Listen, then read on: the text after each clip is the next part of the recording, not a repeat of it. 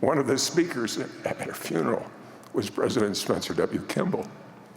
Among tributes he paid, I remember one that went something like this, quote, "Some of you may have thought that Mildred suffered so long and so much because of something she had done wrong that required the trials." He then said, no, it was that God just wanted her to be polished a little more. I remember at the time thinking, if a woman that good needed that much polishing, what is ahead for me? If we have faith in Jesus Christ, the hardest as well as the easiest of times in life can be a blessing. Envy is a mistake that just keeps on giving.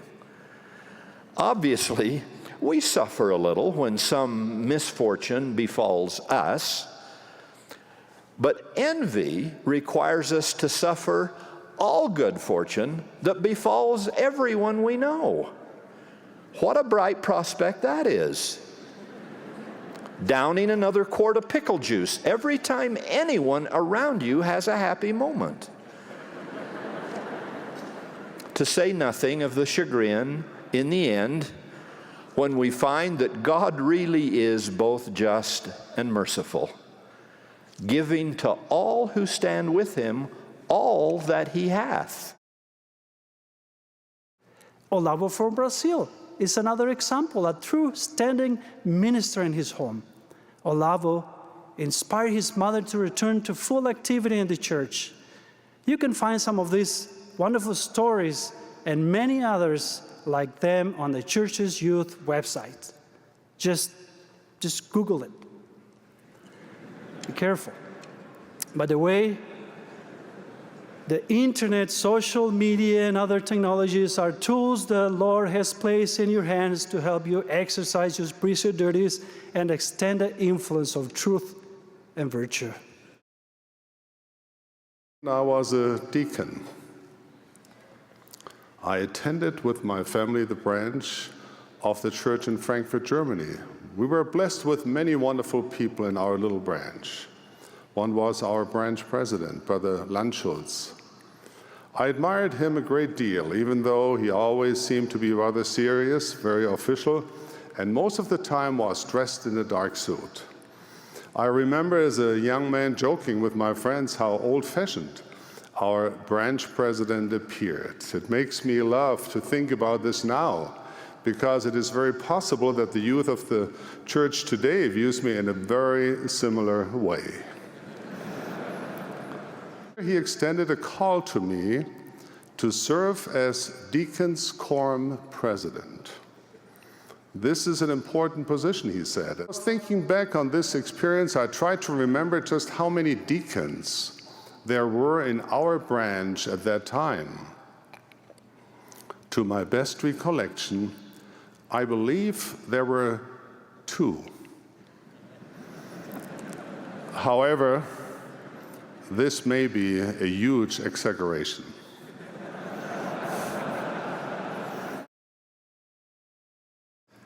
She glanced at one envelope and with a smile asked, "Bishop, don't you ever get discouraged?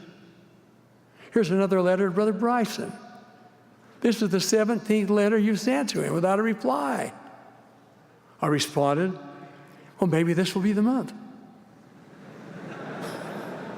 As it turned out, it was the month. For the first time, he responded to my letter. His reply is a keepsake, a treasure. He was serving far away on a distant shore, isolated, homesick, alone. He wrote, "Dear Bishop, I ain't much at writing letters." I should have told him that several months earlier. His letter continued, "Thank you for the church news and magazines.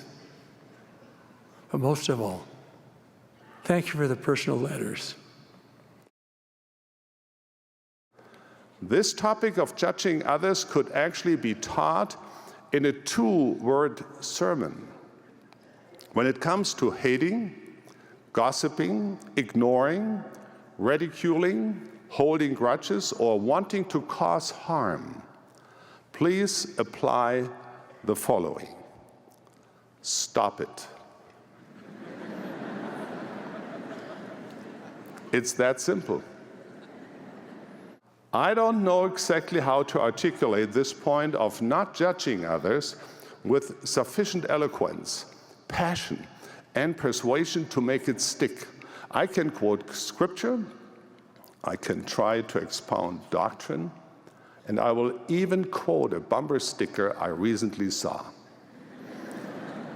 It was attached to the back of a car whose driver appeared to be a little rough around the edges.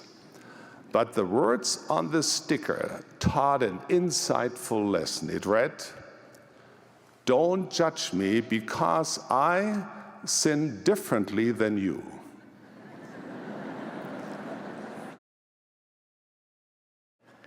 In some faith traditions, theologians claim equal teaching authority with the ecclesiastical hierarchy, and doctrinal matters may become a contest of opinions between them. Some rely on the ecumenical councils of the Middle Ages and their creeds. Others place primary emphasis on the reasoning of post-apostolic theologians or on biblical hermeneutics and exegesis. Translate that.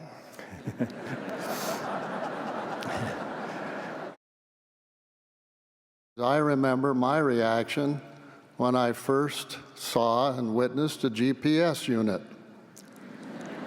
In my mind, it was a modern-day device of curious workmanship. Somehow, in some way, I can't even imagine, this little device right here in my phone can pinpoint exactly where I am and tell me exactly how to get where I want to go. For both my wife, Barbara, and me, the GPS is a blessing. For Barbara, it means she doesn't have to tell me to stop and ask for directions.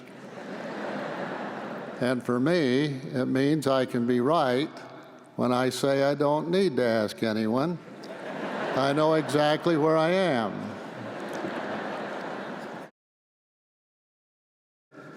My wife and I were taking a long road trip in the car. She was driving and I was trying to relax. I say trying because the highway we were traveling had a reputation for speed traps, and my wife might have had a slight tendency toward a lead foot in those days. I said, "You're going too fast, slow down." My new bride thought to herself, well, I've been driving for nearly 10 years, and other than my driver's education teacher, no one ever told me how to drive before. So she replied, "What gives you the right to tell me how to drive?" Frankly, her question caught me off guard. So, doing my best to step up to my new responsibilities as a married man, I said, "I don't know, because I'm your husband, and I hold the priesthood."